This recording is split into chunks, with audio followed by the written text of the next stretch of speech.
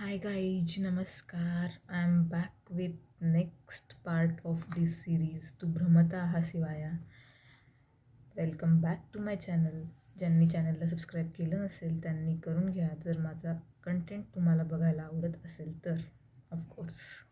Let's begin. काय म्हणतोय साहेब ओंकारनाथ? आज मंडलिकांनी ऑफिस शब्द वापरला नाही. हातातील पर्स शेजारच्या साईड टेबलवर ठेवत सायरा म्हणाली, जरा बिथरल्यासारखे वाटतात. मी सुद्धा अंदाज करते. तू तसं करत नाहीस ना. माझा प्रयत्न चालतो. नेहमी यश मिळतच असं नाही आणि सतत डोळ्यांसमोरच तो विषय असला की जास्त कठीण. That's true. बोलावणं पाठवायचं, डिक्टेशनच्या तयारीनं जावं तर पुन्हा बोलवीन म्हणायचं. काही सांगायचं असेल ते त्यातले नाहीत. काही विचारायचं असेल विचारून झालं. काय पण ते मला आवडतात की नाही ते. रिअली? सायरानं जे घडलं ते सांगितलं, शुभाच्या अनुभवासहित. शुभा खोटं बोलायची नाही. विवाहित पुरुषांबद्दल हा अनुभव का येतो? मंडलिक म्हणाले, सांगणं अवघड आहे. तुम्हालाही. मी एक पुरुषच आहे ना.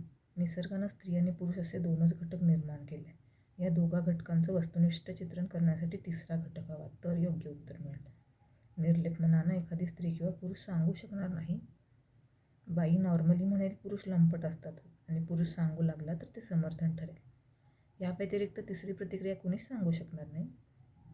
काही वेळ विचार करीत मंडलिक म्हणाले, विवाहित स्त्री पुरुषांच्या बाबतीतच हे असं काही घडतं असं तू समजू नकोस. आई, बाप, भाऊ, बहीण, नवरा, बायको, सासरची माणसं, मित्रमैत्रिणी, जितक्या साखळ्यांनी माणूस माणसाला जोडला जातो त्या सगळ्या धारणेतून मी बोलतोय. भावा-भावाचं, भावा-बहिणीचं एकमेकात पटलं नाही तर, आईवडिलांना सोडून मुलं पळाली तर, स्वतःच्या मुलाला कुणी घराबाहेर काढलं तर लोकांना फारसं बिघडलं असं वाटत नाही. पण कुणी घटस्फोट वगैरे घेतला तर विलक्षण बोलबाला होतो. तसं का पण? पती-पत्नी कुटुंबाचे, संसाराचे मूलाधार आहेत. एकमेकांच्या अपार विश्वासाचं प्रतीक म्हणून, नैसर्गिक नियम म्हणून पती-पत्नीनं शारीरिक टाहो ऐकून प्रतिसाद देणं हे शेवटचं टोक समज. आयुष्यातलं गौरीशंकर म्हणून. तेवढी एकच फ्रिक्वेन्सी असते का? सायरा मानेनं नाही म्हणाली. एखाद्या माणसापाशी असंख्य पातळ्यांवरून ह्या विराट जीवनाला कडकडून भिडण्याची, स्पर्शून घेण्याची क्षमता असते. शिखरावर पोहोचताना प्रत्येक वळणावर, प्रत्येक उंचीवर त्याचा गौरीशंकर असतो. तो अशा ठिकाणी थांबतो, वळून पाहतो. हाकारे तोंडावर हात ठेवतात तसे तोंडावर हात ठेवून तो हाका घालतो. मी एवढी उंची गाठली आहे हे त्याला सांगायचं असतं. त्या टप्प्यावर त्याला शाब्बास हा प्रतिध्वनी हवा असतो. त्यानंतरच त्याच्या वरच्या फ्रिक्वेन्सीवर जावंसं वाटतं. कोणत्या माणसाला कोणत्या आणि किती उंचीवर विश्राम घ्यावासा वाटेल, शाब्बासचा पाठीवर हात असा हवासा वाटेल हे सांगता येत नाही. जेवढं उंच शिखर निवडाल तेवढेच सोबती कमी. आयुष्यात मित्रमैत्रिणी येतात, दुरावतात, संघर्ष नसताना वितुष्ट न येता लांब जातात. का? या प्रश्नाचं उत्तर माहीत आहे? नाही. कधी आपल्याकडून त्यांना प्रतिध्वनी मिळत नाही, कधी त्यांच्याकडून येत नाही. मग दुसऱ्याचा शोध. हा कृतज्ञपणा म्हणता येईल का? फसवणूक नसेल तर नाही. संवेदनाक्षम मन म्हटलं की ही प्रोसेस अटळ आहे. प्रत्येक पुरुष, स्त्री, लहान मूल यांची ही प्रगतीची गरज आहे. मित्र असेच निवडले जातात, वेगवेगळ्या वृत्तीचे. फक्त पती आणि पत्नी या नात्याची साखळी गळ्यात पडली की संपलं. तेच का? तीच संसाराची ट्रॅजेडी आहे. लग्नाला जेवढी जास्त वर्ष होत जातात तेवढे संघर्ष जास्त.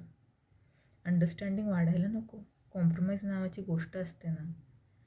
तडजोड आणि संवेदना या एकाच नाण्याच्या दोन बाजू आहेत. ज्या व्यक्तीला संसारात जोडीदारासाठी सतत तडजोड करावी लागते तेव्हा संवेदनांचा छाप त्याला सलत राहतो. त्याला किंवा तिला सहनशक्ती जितकी चिवट तितकी वर्ष संसार चालतो. नाण्याच्या दोन्ही बाजूला तडजोडीचा शिक्का उमटायला लागतो तेव्हा प्रतिध्वनींचा शोध अन्यत्र सुरू होतो. त्या मार्गावर कधी एकच व्यक्ती परिपूर्ण भेटते तर कधीकधी वेगवेगळ्या कलात्मक मागण्यांसाठी वेगवेगळ्या व्यक्तींची चाचणी सुरू होते. इथं समाजाकडे एकच तराजू असतो. स्त्री आणि पुरुष दोघांसाठी एकच मापदंड.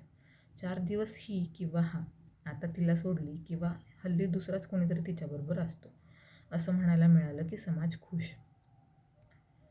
पण ही बकबक विवाहित माणसांच्याच मागे का? सॅमसन अँड डिलायला पिक्चर पाहिला आहेस का? पाहिलंय. सॅमसन फक्त मुख्य 2च खांब पाडतो, पण संपूर्ण मंदिर पडतं, गाव उद्ध्वस्त होतं. तसं संसारात पती-पत्नीचं असतं.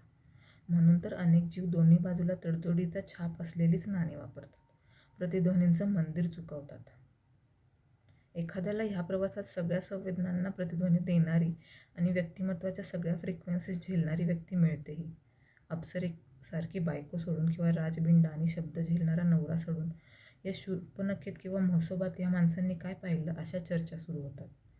गौरीशंकरापेक्षा 55 फुटावरची टेकडी विलोभनीय का वाटली हे सगळ्यांना कोण सांगत बसणार? सायरानं आश्चर्यानं विचारलं.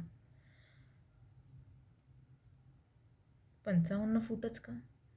इको म्हणजे प्रतिध्वनीसाठी कमीत कमी तेवढं अंतर लागतं. अशाच कोणत्या तरी स्वतः ओंकारनाथांनाही अज्ञात असलेल्या फ्रिक्वेन्सीवर सायरा उभी असेल. अज्ञात का म्हणता?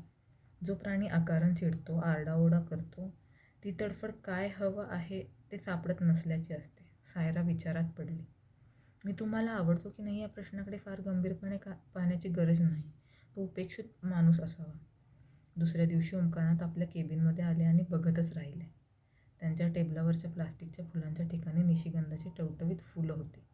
त्यांचा मंद सुगंधानं केबिन शहारली होती. ताज्या फुलांनी जरी नसलं तरीही वेगळेपणापायी ओंकारनाथांना हलकं वाटलं. आदल्या दिवसाचं सावट काहीसं दूर झालं. हे काम सायराचं ह्यात वादच नाही. या फुलांच्या रूपानं आपण तिला आवडतो हे तिला सुचवायचं असेल का? विचारलं पाहिजे. तर्क करायला हा शेअर बाजार नाही. निम्मी फुलं आपल्याला देणं हे शेअरिंग आहे. सायरा तशी फार मिडिऑकर नाही.